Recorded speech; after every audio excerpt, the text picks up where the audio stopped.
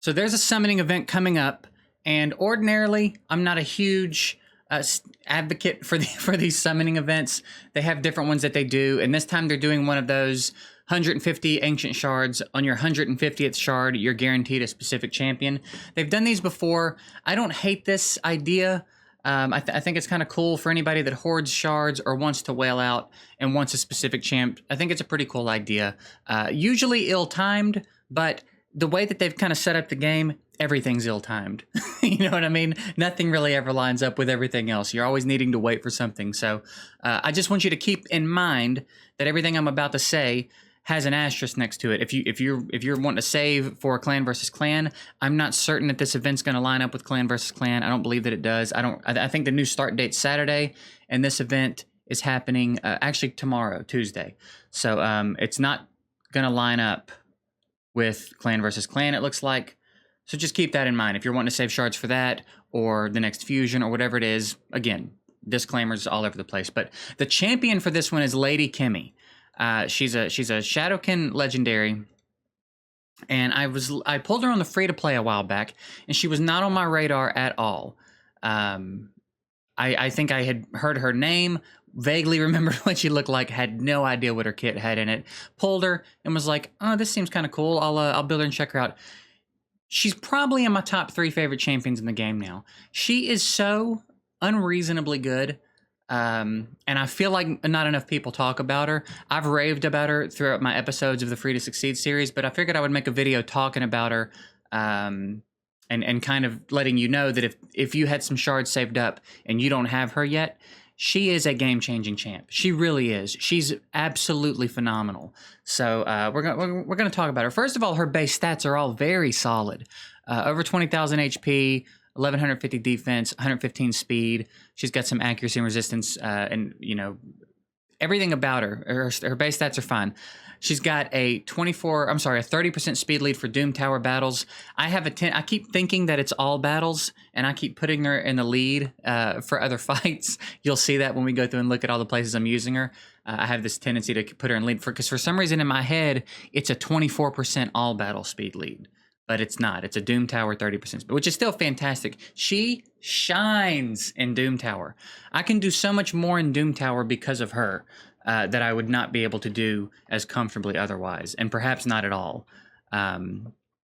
Real quick side note too, another standout that I'm surprised at how much they help in Doom Tower is Ninja. Really, really good in Doom Tower. But anyway, we're talking about Lady Kimmy here. So speed lead for Doom Tower is excellent. All right, so her A1 attacks one enemy, then attacks the enemy with the highest turn meter. Will attack the same enemy twice if the initial target also has the highest turn meter. Okay, so she'll hit whoever you want to hit, and then she's going to hit whoever has the highest turn meter. If the target you hit first also has the highest turn meter, she'll hit again, and the second hit has a chance of knocking back the turn meter by 15%.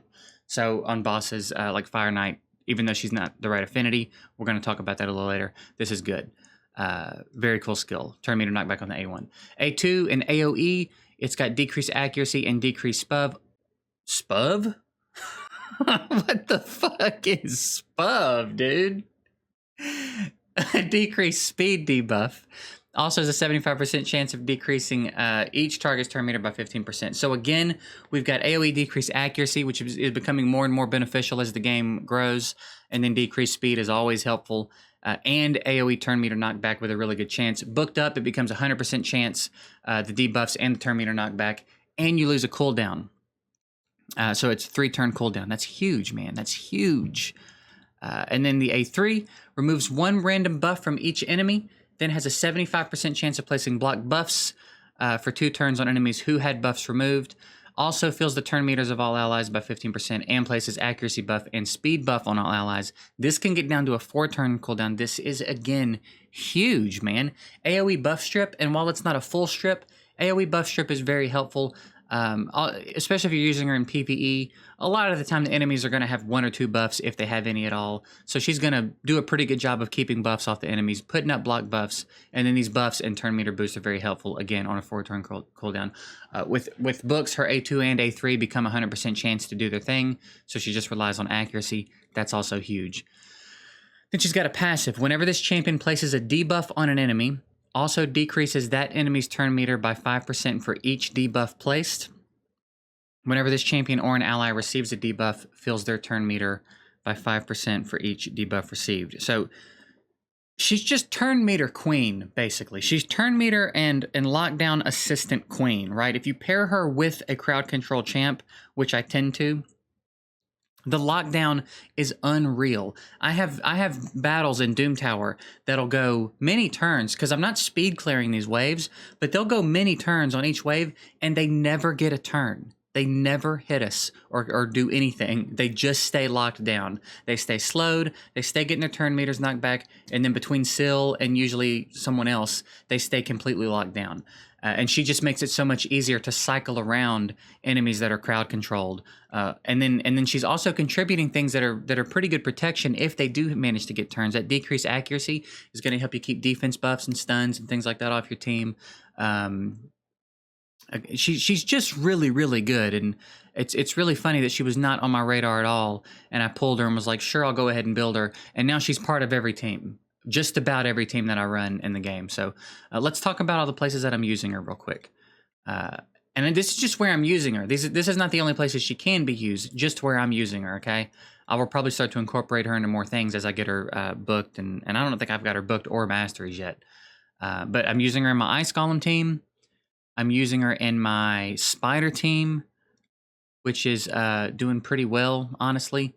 Not a bad time there. She helps so much with the Spiderlings and then keeping turn meter knockback on the boss, and really helpful. I don't use her in Dragon, but I do use her in Fire Knight. Again, despite her being wrong affinity, and my Fire Knight time is not fast, but it's very safe, and she's contributing. She does put in a lot of work on the waves, and for whatever reason, she doesn't really seem to struggle on the boss. She doesn't seem to struggle putting up the debuffs and knocking back his turn meter and doing all the things she's supposed to do.